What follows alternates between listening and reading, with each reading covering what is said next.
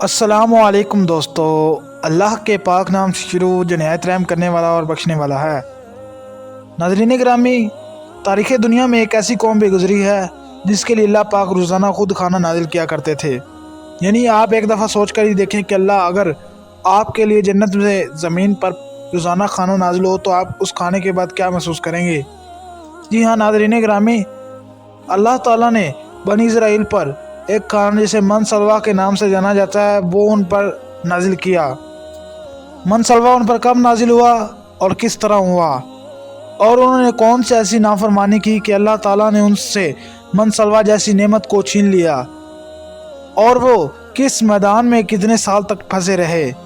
ناظرین گرامی، حضرت موسیٰ اور حضرت ہارون کی وفات کے بعد کنہوں نے ان کی جنگی تربیت کی اور کس قوم سے ان کا مقابلہ ہوا، انہی تمام تر سوالات کے جوابات آج کی اس ویڈیو میں ہم آپ کو بتائیں گے۔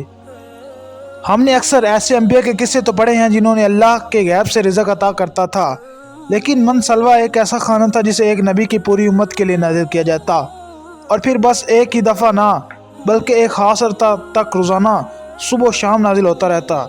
ناظرین گرامی، بنی اسرائیل کے آباء و اجداد کا وطن شام تھا، لیکن حضرت یوسف علیہ السلام کے دور میں جب انہوں نے دیکھا کہ یوسف علیہ السلام مصر میں طاقتور ہو گئے ہیں تو بنی اسرائیل ہجرت کر کے آہستہ آہستہ مصر میں آباد ہو گئے۔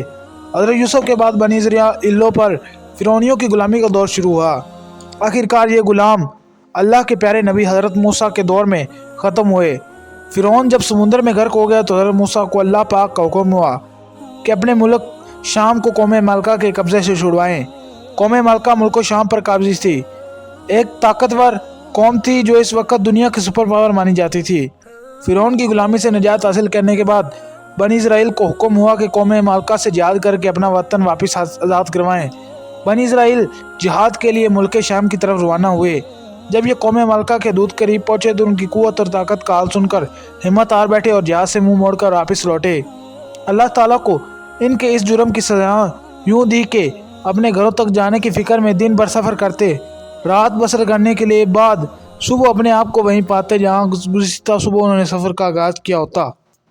اسی پریشانی کے عالم میں 40 سال انہوں نے میدان طے میں گزار دیے۔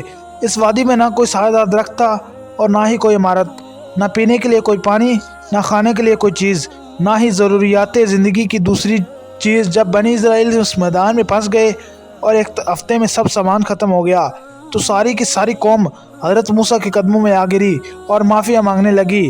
ہم تو اب اس میدان سے نہیں نکل سکیں گے، بلکہ بھوک اور پیاس اور گرمی کی شدت سے مر جائیں گے۔ یاد رہے کہ اس وقت بنی اسرائیل کی تعداد 6 لاکھ تھی اور اس میدان کی لمبائی 27 میل تھی۔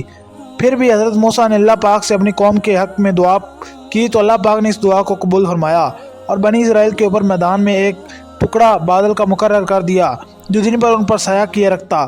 کھانا کھانے کے لیے اللہ تعالیٰ ان پر من سلوا نازل کیا کرتا۔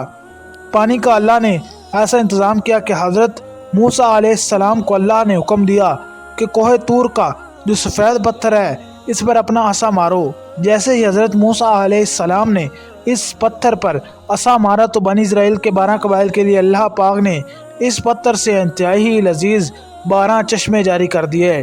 میدان کے بیچ ایک نورانی ستون کھڑا کر دیا جو رات کو بنی اسرائیلیوں کو روشنی مہیا کرتا۔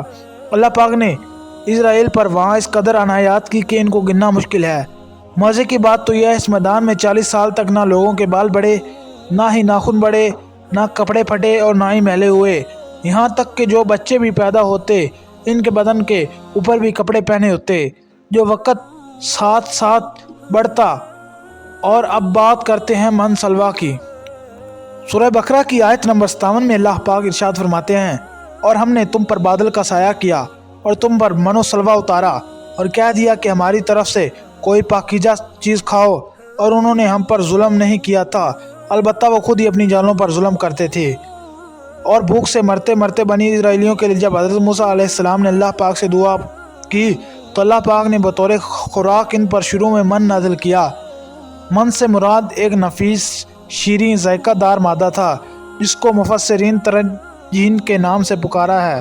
یہ صبح کے وقت نازل ہوتا اور ہر شخص کے لیے 4 کلو کی مقدار میں اترنا تھا۔ یہ چمنن کے قطروں کی طرح آسمان سے آتا اور درختوں کے پتوں پر جم جاتا۔ کئی سال جب بنی اسرائیل اس میٹھے کو کھا کھا کر تھک گئے تو آپ حضرت موسیٰ علیہ السلام کے پاس آئے اور آ کر کہا اب ہمارا دل نمکین غذا کو چاہتا ہے۔ اللہ پاک نے حضرت موسیٰ کی دعا قبول فرمائی۔ ان پر شام کے وقت سلوہ نازل ہونے لگا۔ سلوہ کے بارے میں بہت سے قول ہیں لیکن مستند روایات یہی ثابت ہے کہ ایک پرندہ تھا جس کو بٹیر کہتے ہیں، یہ بھنا ہوا نازل ہوتا۔ منسلوہ کے حوالے سے روایات میں آتا ہے کہ ایک ایسا کھانا جو انتہائی آسانی سے ہضم ہو جاتا، رنگ، خوشبو اور ذائقے میں بے مثال تھا، ہر طبیعت و مزاج کو موافق آتا۔ پھر اللہ نے بنی اسرائیل کو نافرمانی کی سزا دی، چونکہ حضرت موسیٰ علیہ السلام نے اللہ کا حکم تھا کہ کھانا روزانہ کا روزانہ کھا لیا کریں، لیکن جب آہستہ آہستہ لوگوں کھانا چھپانے لگے اس ڈر سے کہ کہیں اگر کل نازل نہ ہوا تو اس صحرا میں بھوکے مر جائیں گے، جب انہوں نے اللہ پاک کی ذات پر یقین نہ رہا تو پھر اللہ نے ان کو یہ سزا دی کہ اس دن کے بعد دوبارہ کبھی منسلوہ ان پر نازل ہی نہ ہوا۔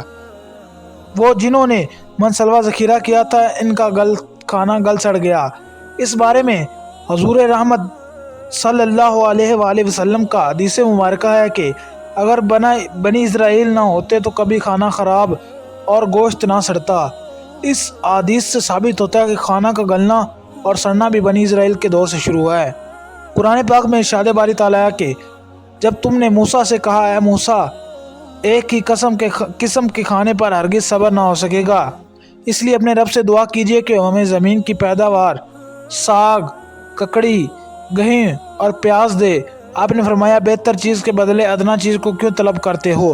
اچھا شہر میں جاؤ تو وہاں تمہاری چاہت کی یہ سب ملیں گی چیزیں، ان پر لذت اور مسکینی ڈال دی گئی، اور اللہ کے غضب کے لیے تو وہ لوٹتے یہ اس لیے کہ وہ اللہ تعالیٰ کی آیتوں کے ساتھ کفر کرتے اور نبیوں کو ناحق قتل کرتے، اور یہ ان کی نافرمانی اور زیادتیوں کا نتیجہ تھا۔ حضرت موسیٰ علیہ السلام اور حضرت ہارون کی وفات کے بعد قوم کی بھاگ دوڑ حضرت یوشع علیہ السلام نے سنبھال لی۔